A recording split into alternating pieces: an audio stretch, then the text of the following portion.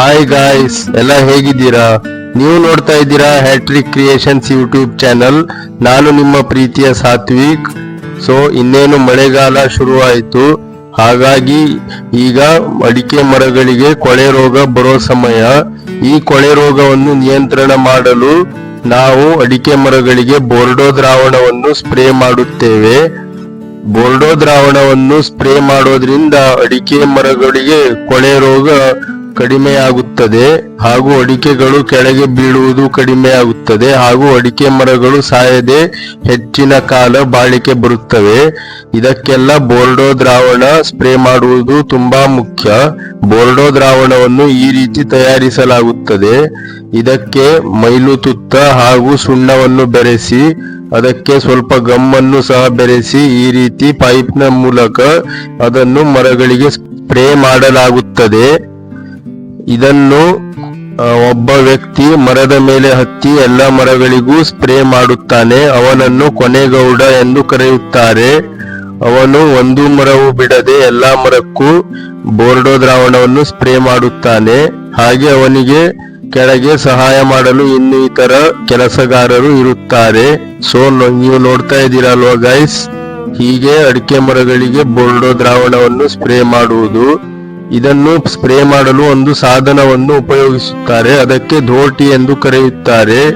ಇಂದಿನ ವಿಡಿಯೋದಲ್ಲಿ ನಾನು ಅದರ ಬಗ್ಗೆ ನನಗೆ ತಿಳಿದಿರುವಷ್ಟು ಮಾಹಿತಿಯನ್ನು ತಿಳಿಸುತ್ತೇನೆ. ಇದಕ್ಕಿಂತ ಮುಂಚೆ ಇನ್ನು ಯಾರಾದರೂ ನನ್ನ ಚಾನೆಲ್ನ ಸಬ್ಸ್ಕ್ರೈಬ್ ಮಾಡಿಲ್ಲ ಅಂದ್ರೆ ಈ ಕೂಡಲೇ ಲೈಕ್ ಮಾಡಿ, ಸಬ್ಸ್ಕ್ರೈಬ್ ಮಾಡಿ ಹಾಗೂ ಪಕ್ಕದಲ್ಲಿರೋ ಬೆಲ್ ಐಕಾನ್ನ ಕ್ಲಿಕ್ ಮಾಡಿ. So let's come to the video. ನೀವೀಗ ನೋಡ್ತಾ ಇದ್ದೀರಾ ಅಲ್ವಾ, ಇದು ಮೊದಲಿನ ಧೋಟಿ. ಈ ಧೋಟಿಯನ್ನು ಈಗಲೂ ಬಳಸುತ್ತಿದ್ದಾರೆ ಸ್ವಲ್ಪ ಜನ, ಆದರೆ ಈಗ ಹೆಚ್ಚಿನ ಪ್ರಮಾಣದಲ್ಲಿ ಈ ಧೋಟಿಯನ್ನು ಬಳಸುವುದಿಲ್ಲ. ಏಕೆಂದರೆ ಈ ಧೋಟಿಯಿಂದ ನಮಗೆ ಅಷ್ಟು ಪ್ರಯೋಜನಕಾರಿ ಆಗುವುದಿಲ್ಲ. ಅದರ ಬದಲಿಗೆ ಈ ಧೋಟಿ, ಫೈಬರ್ ಧೋಟಿಯನ್ನು ಬಳಸುತ್ತಾರೆ. ಈ ಧೋಟಿಯ ಪೂರ್ತಿ ಹೆಸರು ಕಾರ್ಬನ್ ಫೈಬರ್ ಧೋಟಿ ಎಂದು ಆಗಿದೆ. ಈ ಧೋಟಿ ನೋಡಲು ಈ ರೀತಿ ಇರುತ್ತದೆ. ಇದಕ್ಕೆ 12 ಭಾಗಗಳು ಇರುತ್ತವೆ. ಒಂದೊಂದು ಭಾಗಕ್ಕೆ ಒಂದೊಂದು ಲಾಕ್ ಸಿಸ್ಟಮ್ ಅನ್ನು ಕೊಟ್ಟಿರುತ್ತಾರೆ. ನಾನು ಈಗ ಒಂದೊಂದೇ ಲಾಕ್ ಸಿಸ್ಟಮ್ ಅನ್ನು ತೆಗೆದು ನಿಮಗೆ ಪೈಪ್ ಅನ್ನು ಏರಿಸಿ ತೋರಿಸುತ್ತೇನೆ. ನೋಡಿ ಗೈಸ್, ಪೈಪ್ ಅನ್ನು ಏರಿಸ್ತಾ ಇದ್ದೇನೆ. ಪ್ರತಿ ಸಲ ಪೈಪ್ ಏರಿಸಿದಾಗ ಅದರ ಲಾಕ್ ಅನ್ನು ಹಾಕಬೇಕು ಹಾಗೂ ಇನ್ನೊಂದು ಪೈಪ್ ಅನ್ನು ತೆಗೆಯಬೇಕು. ಇದರ ಪೂರ್ತಿ ಉದ್ದ 80 ಫೀಟ್ ಎತ್ತರವಾಗಿದೆ.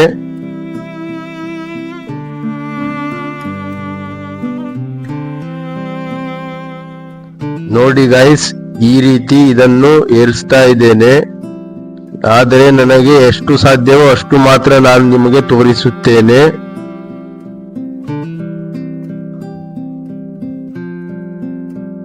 ನೋಡಿ ಗೈಸ್, ಇಷ್ಟು ಎತ್ತರ ಹೋಗ್ತಾ ಇದೆ.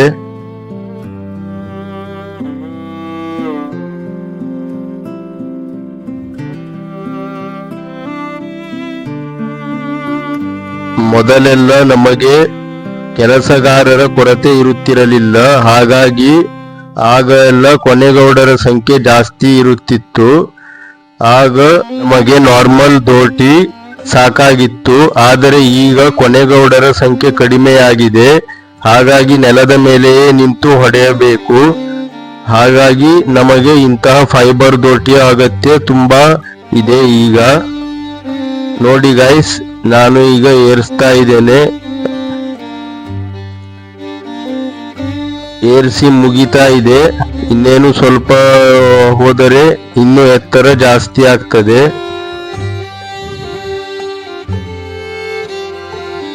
ಇದನ್ನು ಏರಿಸುವಾಗ ಅಥವಾ ಇಳಿಸುವಾಗ ಒಂದು ವಿಷಯವನ್ನು ನೆನಪಿನಲ್ಲಿಟ್ಟುಕೊಳ್ಳಿ. ಇದನ್ನು ತುಂಬಾ ಜಾಗರೂಕತೆಯಿಂದ ಏರಿಸಿ ಇಳಿಸಬೇಕು. ಸ್ವಲ್ಪ ಏನಾದರೂ ನೀವು ಹೆಚ್ಚು ಕಡಿಮೆ ಮಾಡಿದರೆ ಅದು ಲಾಕ್ ತಪ್ಪಿ ನಿಮ್ಮ ಕೈ ಮೇಲೆ ಬಿದ್ದು ನಿಮ್ಮ ಬೆರಳು ಜಜ್ಜಿ ಹೋಗುವ ಸಾಧ್ಯತೆ ಇರುತ್ತದೆ. ಹಾಗಾಗಿ ಇದನ್ನು ತುಂಬಾ ಹುಷಾರಿಯಿಂದ ಉಪಯೋಗಿಸಬೇಕು. ಈಗ ಇಳಿಸುವುದು ಹೇಗೆ ಎಂದು ನಾನು ತೋರಿಸ್ತೇನೆ. ಈಗ ಒಂದೊಂದಾಗಿ ಪೈಪ್ ಅನ್ನು ಇಳಿಸ್ತಾ ಬರ್ತೇನೆ. ನೋಡಿ ಗೈಸ್, ಇಳಿಸ್ತಾ ಇದ್ದೇನೆ ಒಂದೊಂದಾಗಿ. ಈ ರೀತಿ ಇದನ್ನು ಇಳಿಸಬೇಕು. ಇಳಿಸಾದ ನಂತರ ಪ್ರತಿ ಪೈಪಿಗೂ ಲಾಕ್ ಕೊಟ್ಟಿರ್ತಾರೆ, ಅದನ್ನು ಲಾಕ್ ಮಾಡಿ ಮುಂದಿನ ಪೈಪನ್ನು ಇಳಿಸಬೇಕು.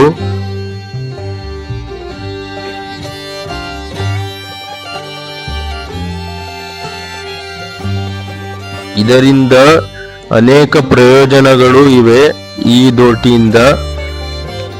ಅದು ಏನೆಂಬುದನ್ನು ನಾನು ಈಗ ಮುಂದೆ ನಿಮಗೆ ತಿಳಿಸ್ಕೊಡ್ತೇನೆ.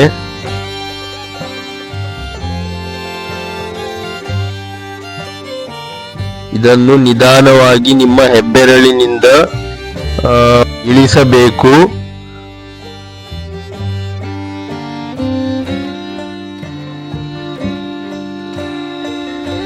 ಇನ್ನೇನು 2 ಪೈಪ್ಗಳು ಇವೆ, ಮುಗಿಯುತ್ತಾ ಬಂತು.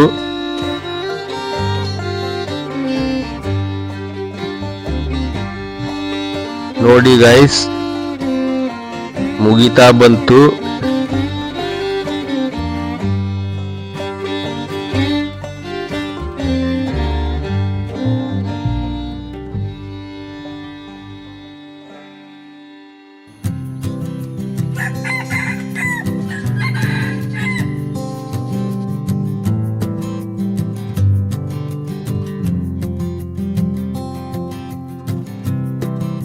ಇನ್ನು 1 ಪೈಪ್ ಬಾಕಿ ಇದೆ, ಅದನ್ನು ಇಳಿಸ್ತಾ ಇದ್ದೇನೆ.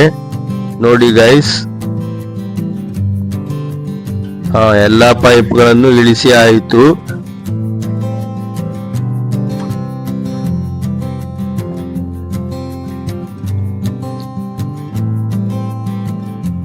ಇದು ಅದರ ಹ್ಯಾಂಡಲ್ ಆಗಿದೆ. ಇದನ್ನು ಅವರು ಕೊಟ್ಟಿರುತ್ತಾರೆ. ಇದನ್ನು ಬೇಕಾದರೆ ಮಾತ್ರ ಉಪಯೋಗಿಸಬಹುದು. ಇದನ್ನು ಈ ರೀತಿ ಫಿಟ್ ಮಾಡಿಕೊಳ್ಳೋದು. ಇದನ್ನು ನಾವೇ ಫಿಟ್ ಮಾಡಬಹುದು. ಹಾಗೂ ಅದರ ನಾಜಲ್ ಅನ್ನು ಬಿಗಿಯಾಗಿ ರಬ್ಬರ್ ನಿಂದ ಕಟ್ಟಬೇಕು. ಇದು ಸೈಕಲ್ ಟ್ಯೂಬ್ ನ ರಬ್ಬರ್ ಆಗಿದೆ. ಇದನ್ನು ಕಟ್ಟುವುದರಿಂದ ನಾಜಲ್ ಅನ್ನು ನಾವು ಎಷ್ಟು ಬೇಕು ಅಷ್ಟು ಬೆಂಡ್ ಮಾಡಿಕೊಳ್ಳಬಹುದು. ಇದನ್ನು ಬೆಂಡ್ ಮಾಡೋದ್ರಿಂದ ನಮಗೆ ಬೋರ್ಡೋ ದ್ರಾವಣವನ್ನು ಸ್ಪ್ರೇ ಮಾಡಬೇಕಾದ್ರೆ ಏಮ್ ಮಾಡಲು ಸುಲಭವಾಗುತ್ತದೆ. ಇದನ್ನು ಬಿಗಿಯಾಗಿ ಕಟ್ಟಬೇಕು. ನೋಡಿ ಗೈಸ್, ಹೇಗೆ ಬೆಂಡ್ ಮಾಡ್ತಾ ಇದ್ದಾರೆ ಅಂತ. ಈಗ ಇದು ಕಟ್ಟಿ ಮುಗಿಯಿತು. ಬಿಗಿಯಾಗಿ ಇನ್ನೊಂದ್ಸಲ ಹಾಗೆ ಕಟ್ಟಬೇಕು.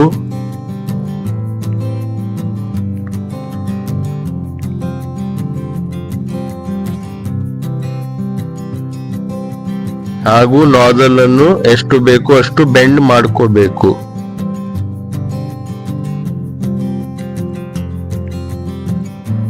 ಹಾಗೆ ಅದರ ಕೆಳಗೆ ಲಾಕ್ ಗಳಿಗೆ ರಿಂಗ್ ಅನ್ನು ಕೊಟ್ಟಿರುತ್ತಾರೆ. ಆ ರಿಂಗಿಗೂ ಸಹ ಪೈಪ್ ಅನ್ನು ರಬ್ಬರ್ ನಿಂದ ಕಟ್ಟಬೇಕು. ಇಲ್ಲವಾದರೆ ನೀವು ದ್ರಾವಣವನ್ನು ಸ್ಪ್ರೇ ಮಾಡುವ ಸಮಯದಲ್ಲಿ ಪೈಪ್ ಅನ್ನು ಏರಿಸಿದಾಗ ಪೈಪ್ ಇಳಿಯುವ ಸಾಧ್ಯತೆ ಇರುತ್ತದೆ ಅಥವಾ ಕೆಳಗೆ ಬಿದ್ದು ಒಡೆದು ಹೋಗುವ ಸಾಧ್ಯತೆ ಇರುತ್ತದೆ. ಹಾಗಾಗಿ ಇದನ್ನು ಗಟ್ಟಿಯಾಗಿ ರಬ್ಬರ್ ನಿಂದ ಕಟ್ಟಬೇಕು. ಪ್ರತಿಯೊಂದು ಪೈಪು ಕಟ್ಟಬೇಕು. ಸೊ ಈಗ ದೋಟಿಯು ಸ್ಪ್ರೇ ಮಾಡಲು ಸಂಪೂರ್ಣವಾಗಿ ಸಿದ್ಧವಾಗಿದೆ. ಈಗ ಇದನ್ನು ಫೀಲ್ಡ್ಗೆ ತಗೊಂಡು ಹೋಗಿ ಸ್ಪ್ರೇ ಮಾಡುವುದಷ್ಟೇ ಬಾಕಿ. So let's come to the field.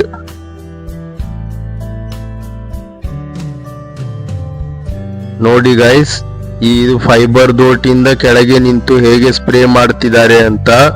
ಈ ರೀತಿ ಅಡಿಕೆ ಮರಗಳಿಗೆ ಕೆಳಗಿಂದಲೇ ಸ್ಪ್ರೇ ಮಾಡಬಹುದು.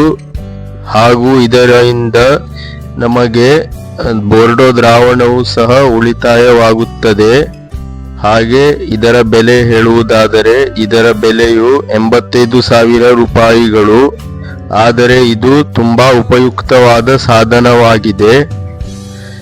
ಇದನ್ನು ಬಳಸುವುದರಿಂದ ನಮ್ಮ ತೋಟವನ್ನು ಚೆನ್ನಾಗಿ ರಕ್ಷಣೆ ಮಾಡಬಹುದು. ಇಷ್ಟು ಹೇಳುತ್ತಾ ನನ್ನ ಈ ವಿಡಿಯೋವನ್ನು ಮುಗಿಸ್ತಾ ಇದ್ದೇನೆ. Thank you for watching.